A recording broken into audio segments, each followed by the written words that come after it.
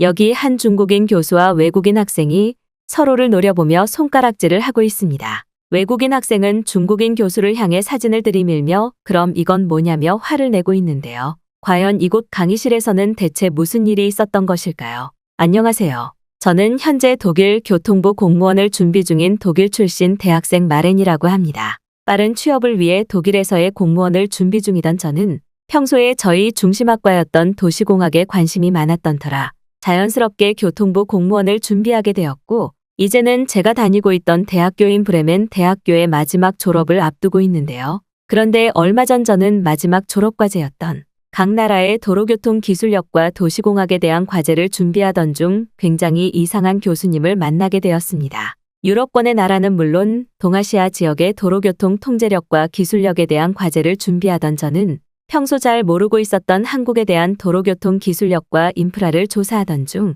한국의 높은 선진교통 기술력에 깜짝 놀라고 말았는데요. 한국은 다른 나라들과는 다르게 대부분의 도로교통 기술력이 무인으로 진행되는 것은 물론 굉장히 부유한 나라인지 중심 도시를 벗어난 외곽 지역의 도로교통 기술력에서도 다른 나라들에서는 볼 수 없었던 대기시간 표시 신호등과 장애인을 위한 교통통제 시스템이 너무나 평범하게 운영되고 있었기 때문입니다.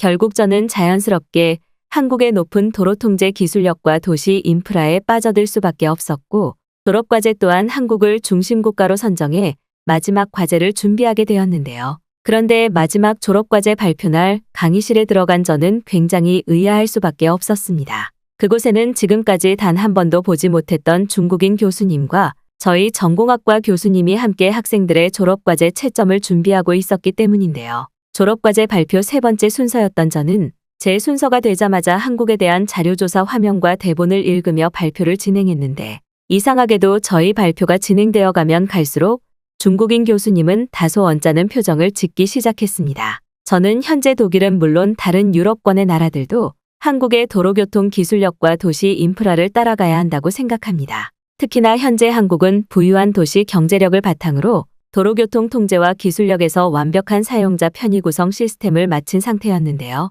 이는 다른 동아시아 지역권의 나라인 중국이나 일본과는 완전히 차원이 다른 수준이었습니다. 심지어 현재 중국은 한국과 다르게 도보통행과 도로에서 신호등이 절대적으로 부족한 나라 중 하나이고, 이는 매우 큰 교통사고 피해를 발생시키고 있는데요. 하지만 한국은 전혀 달랐습니다. 그들은 최근 횡단보도에 대기시간이 표시되는 사용자 편의 도로교통 기술력은 물론 색약 대상자와 일부 장애인까지 케어하는 새로운 형식의 신호등 시스템을 도입했기 때문입니다. 그리고 우리는 이러한 모습들을 통해 한국이 새로운 선진국의 형태를 제시하고 있다는 것을 알 수 있죠. 단순히 돈이 많다고 부유한 것이 아닌 그들은 높은 시민의식을 바탕으로 하는 오로지 국민을 위한 도로교통 기술력을 이루어내고 있었기 때문입니다. 믿어지십니까? 중심 도시의 횡단보도와 신호등 시스템은 물론 이와 멀리 떨어진 외곽 지역에서마저도 안전한 보행통제 시스템인 최첨단 신호등을 볼 수 있다는 사실을 말이죠. 사실 한국인들에게는 너무나 평범한 일상이기에 이것이 얼마나 놀라운 기술력과 도시 인프라 시스템인지 모를 수 있습니다. 하지만 이를 극명하게 확인할 수 있는 한국과 반대의 국가 중국을 한번 살펴볼까요? 안타깝지만 현재 중국은 국가 영토의 절대적인 크기만 클 뿐, 이에 맞춘 도로교통 기술력과 도시 인프라 시스템은 전혀 발전하지 못했습니다. 그들의 중심 수도인 베이징에서도 완전한 중심구역에서만 단순한 도로 통제 시스템인 신호등을 확인할 수 있고, 심지어 지금 중국은 이마저도 전기 공급이 제대로 이루어지지 못해 보행자들에게 위험을 초래하는 도로교통 상황을 만들어내고 있죠. 하지만 일부 학생들은 질문할 것입니다. 중국이 어느 정도 부유한 나라이면서도 선진국이 아니었는지 말이죠. 물론 중국은 과거 선진국이었던 순간이 있었습니다. 특히나 그들의 유일한 장점이었던 인구수를 바탕으로 그들은 노동집약체의 절대적 기술력인 1차 노동을 통해 경제적 기운을 창출시켰죠.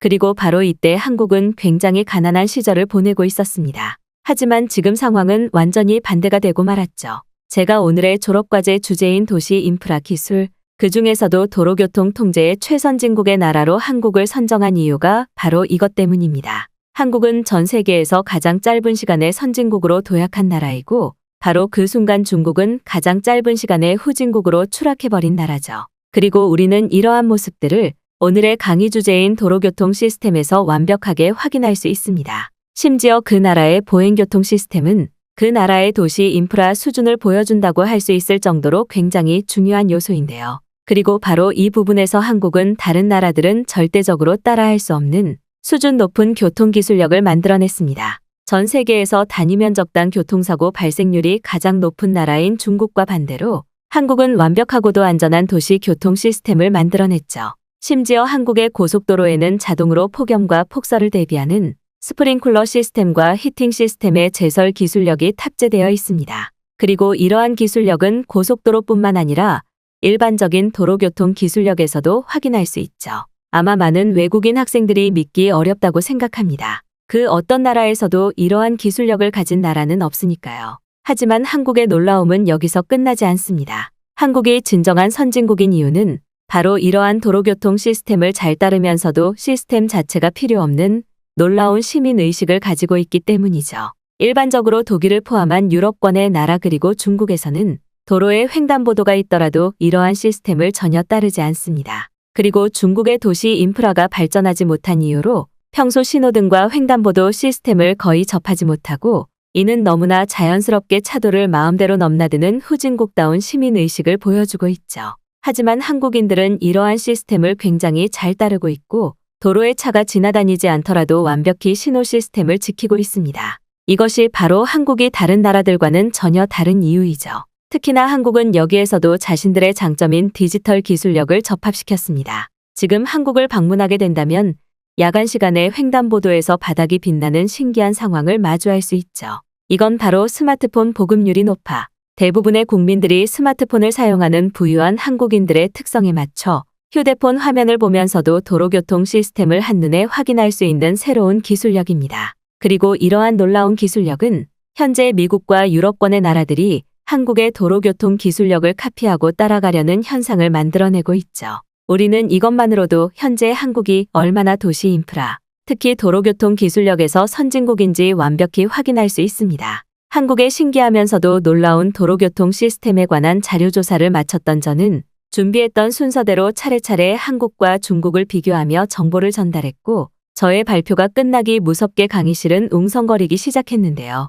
특히나 평소 한국에 대해 잘 모르고 있던 일부 학생들은 횡단보도 바로 앞에서 바닥이 빛나는 한국의 신개념 교통통제 시스템을 보고 저게 진짜냐며 반복적인 질문을 건넸고 저는 한국인이 아니기는 했지만 어느 정도 뿌듯한 감정을 느낄 수도 있었습니다. 그런데 제 발표가 끝나기 무섭게 저의 학과 교수님 옆에 있던 중국 교수님께서는 뜬금없이 소리를 지르며 저를 강단 앞으로 불러내셨는데요. 중국 교수님께서는 뭐가 그렇게 화가 나는지 목에 힘줄까지 세우며 저를 향해 혹시 한국 교통기관에 돈을 받고 졸업과제를 준비했냐면서 억지를 부리기 시작했고 심지어는 제가 발표한 모든 것들이 거짓인 것은 물론 중국의 도로교통 사진과 영상을 한국으로 바꿔치기 했다는 이상한 주장을 하시더군요. 사실 한국의 장점을 잘 전달하기 위해 이와 반대되는 중국을 대비국가로 선정했던 것은 맞지만 중국 교수님의 반박은 아무런 근거나 증거가 없는 순전히 열등감에 가까운 태클처럼 느껴졌습니다.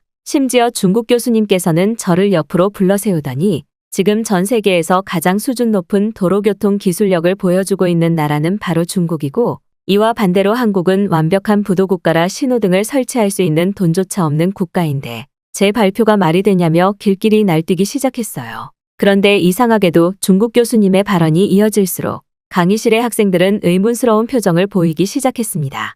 방금 발표를 진행했던 외국인 학생의 발언들은 전부 거짓입니다. 저는 오늘의 채점 교수로서 이 부분을 확실하게 말해야만 하는 자격이 있습니다. 특히나 저는 중국에서 수십 년을 살아온 중국인이기에 방금 학생의 발언이 얼마나 거짓된 것이고 잘못된 것인지 그 이유를 완벽하게 알고 있어요. 일단 첫 번째로 우리가 알아야 하는 것은 한국이 중국의 완벽한 속국이라는 사실입니다. 속국이라고 한다면 바로 현재 한국이 보여주고 있는 모든 경제 수준과 기술력이 중국에서 나왔다는 뜻인데요. 학생이 발언했다시피 과거 한국은 찢어지게 가난한 나라였습니다. 하지만 지금 한국이 중국보다 정말 부유한 국가일까요? 그것은 절대적으로 거짓에 불과합니다. 극단적으로 말해서 지금 한국은 중심 수도인 서울에서조차 신호등을 설치할 돈이 없어서 몸짓으로 도로를 건너는 위험한 상황이 발생하고 있어요. 그런데 어떻게 이런 나라가 전 세계에서 가장 위대한 국가인 중국보다 선진국이라고 할 수 있을까요?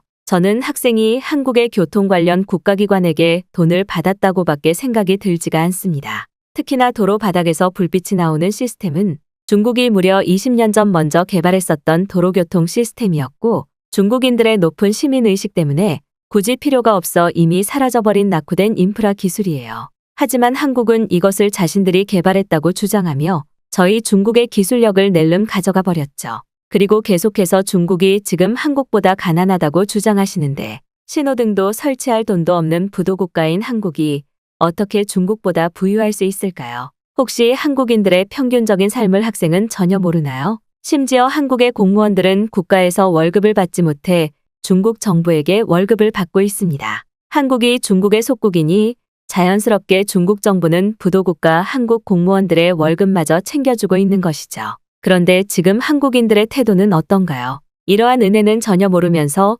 오히려 한국인들은 중국인들을 혐오하고 극단적인 국가 정세를 만들어내고 있습니다. 제가 오늘의 채점 교수로 온 것도 이와 큰 관련이 있습니다. 최근 외국의 대학교에서는 한국을 극단적으로 올려치기 하며 그들의 생활 방식이나 인프라 시스템을 따라해야 된다는 이상한 분위기가 형성되고 있어요. 진정으로 따라야 하는 나라는 바로 중국인데 방금 앞에 학생처럼 한국 정부에게 돈을 받고 거짓 발표를 진행하는 상황 때문인지 많은 외국인 학생들이 한국이 부도국가라는 사실을 전혀 모르고 있습니다. 지금 한국은 신호등도 없어서 매일매일 도로에서 사고가 나는 나라인데 이를 전혀 모르고 있다는 사실이죠. 그리고 이러한 상황은 자연스럽게 한국의 대중교통 시스템에서마저 나타나고 있습니다. 지금 한국으로 한번 가보세요. 지하철을 운행할 돈이 없어서 한국인들은 지하도를 걸어서 도시를 이동하는 신기한 상황이 나타나고 있습니다. 마치 지하도를 돌아다니는 쥐와 똑같은 모습이죠. 하지만 한국을 조작된 사진과 영상으로만 보던 외국인 학생들은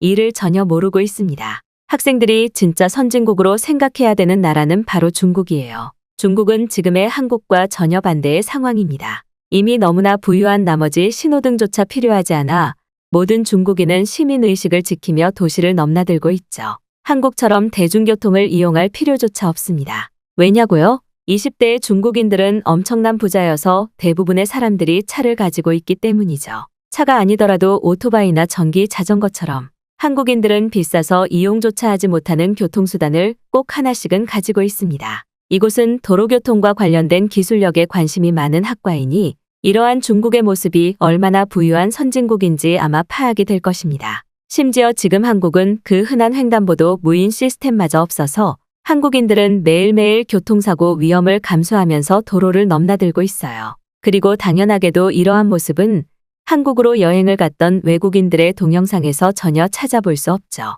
당연하게도 이들 모두 앞에 학생처럼 한국 정부에게 돈을 받고 가짜 광고 영상을 찍은 것뿐입니다. 제가 중국인이라서가 아니라 저는 지금 한국의 숨겨진 실체에 대해 거짓 없이 말하고 있을 뿐입니다. 그리고 저는 오늘의 과제 채점 교수이니 한국에 관련하여 발표를 진행한 학생에게는 최저 점수를 주도록 하겠습니다. 그 어떠한 경우에서라도 거짓 정보는 절대 금지해야 되며 누가 봐도 가난한 부도국가인 한국의 실체를 숨기기 위해 위대한 나라 중국을 비교시켰다는 것은 선진국 중국 시민으로서 용서할 수가 없기 때문입니다. 중국 교수님께서는 제 얼굴에 침까지 튀기며 길길이 날뛰었고 저는 교수님의 발언이 끝나기 무섭게 머리끝까지 화가 나기 시작했습니다. 열심히 준비한 과제를 최저 점수로 채점한 것도 물론 화가 나기도 했지만 더욱 참을 수 없었던 것은 바로 계속해서 한국은 중국보다 가난한 나라라는 프레임을 구성하며 선동을 하는 모습을 보였기 때문이죠.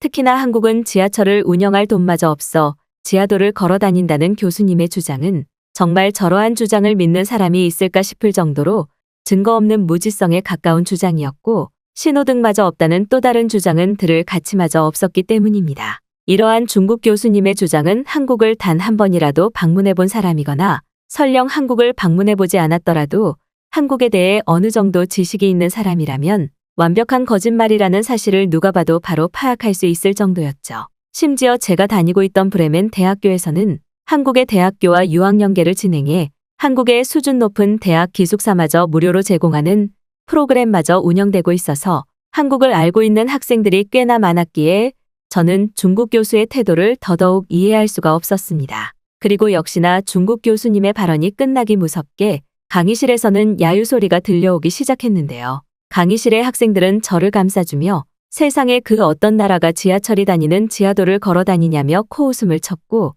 몇몇 학생들은 오히려 그런 현상이 나타나고 있는 나라는 바로 중국이 아니냐며 중국 교수를 향해 왜 출신 국가인 중국에 대해 자기소개를 하냐는 일침을 가했기 때문입니다. 자신이 생각한 것과 전혀 다른 반응이 강의실에 나타나기 시작하자 중국 교수는 왜 자신의 말을 믿어주지 않는 것이냐며 다시 한번 난리를 치기 시작했고, 그러한 와중 한 학생이 자리에서 일어나 폭소를 터뜨리기 시작했는데요. 그 학생은 자신이 브레멘 대학교에서 진행하는 중국 대학교의 유학 프로그램에 참가했던 학생이라면서 중국 교수를 향해 정말 도로교통 관련 학과 교수가 맞냐는 질문을 건넸습니다. 심지어 그 학생은 강의실을 돌아다니며 학생들에게 자신의 휴대폰 동영상을 보여주기 시작했고, 그 동영상 화면에는 신호등이 없어 위험한 차도를 넘나드는 중국인들의 모습과 도로 중앙을 아무런 죄책감 없이 화장실처럼 이용하는 충격적인 중국인들의 모습마저 찍혀 있었기 때문이죠.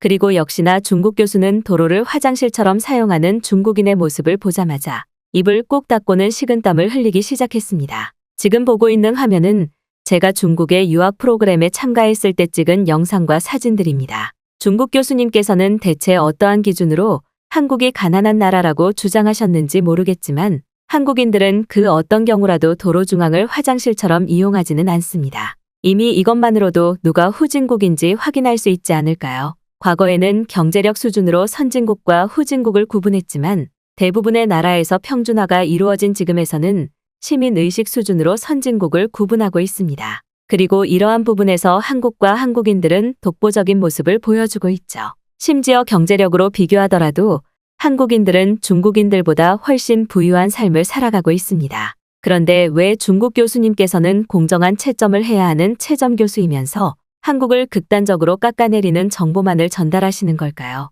저는 한국과 중국을 모두 경험한 유일한 학생일 것입니다. 심지어 지금 한국의 횡단보도에서는 대기시간이 표시되는 편리한 시스템은 물론 외국인 관광객을 위한 AI 길 안내 시스템이 설치되어 있습니다. 믿어지시나요? 신호를 기다리면서 전봇대에 외국인들이 길을 물어보면 이를 자동으로 번역해 길을 안내해주는 로봇과도 같은 시스템이 한국의 길거리 곳곳에 설치되어 있다는 사실을 말이죠.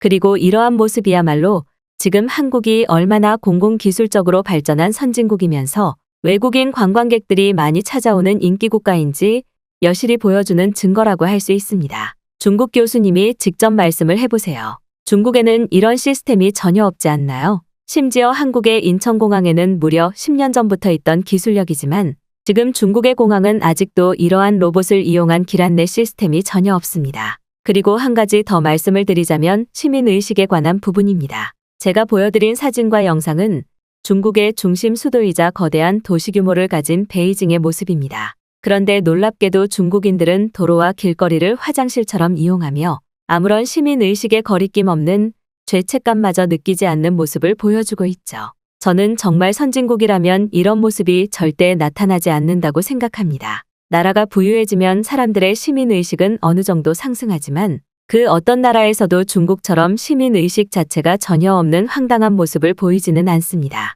그리고 이러한 중국인들의 길거리 화장실 현상이 나타나는 이유에는 국가 자체가 너무나 가난해 공중화장실을 지을 여유조차 없는 이유가 특징적인 이유라고 할 수 있죠. 그렇다면 진정으로 가난한 나라는 바로 중국이 아닐까요? 아시다시피 지금 한국은 공중화장실과 관련해 세계적인 권위를 가지고 있는 국가이기 때문입니다. 이것마저 제가 한국 정부에게 돈을 받고 거짓으로 주장하는 것이라면 지금 바로 한국인 학생들을 이곳 강의실에 불러보세요. 지금 강의실에 한국인 학생이 단 한 명도 없는 이유도 중국 교수님이 한국인 학생들의 과제 제출을 막았기 때문 아닙니까? 자신의 발언들이 전부 거짓으로 밝혀질까 두려워 한국인 학생들의 참석 자체를 막았다는 말이죠. 여기 과제 제출을 위해 준비하고 있는 다른 학생들도 과제 제출을 멈춰주시기 바랍니다. 오늘의 채점 교수인 중국 교수님께서는 한국을 주제로 하는 모든 학생들에게 최저 점수를 줄 것이고 이는 한국에 대한 열등감에서 시작된 중국인들의 태도를 그대로 보이고 있기 때문입니다.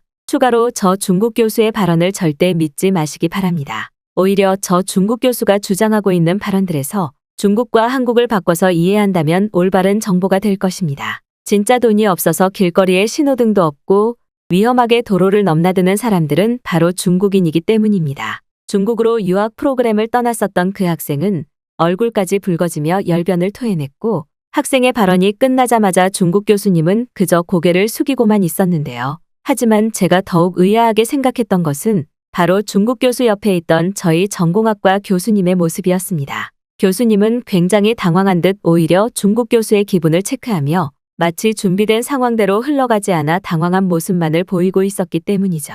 그리고 저는 바로 그 순간 중국 교수가 한국에 대한 거짓 선동을 하기 위해 저희 학과 교수님을 무엇으로든 매수했다는 사실을 알아차릴 수 있었습니다. 확실하지는 않지만 지금까지 단 한 번도 중국 교수를 볼 수 없었던 점은 물론 중국 교수가 한국에 대해 거짓 발언을 하는 동안에도 저희 교수님은 그를 막아서는 모습을 전혀 보이지 않았기 때문이죠.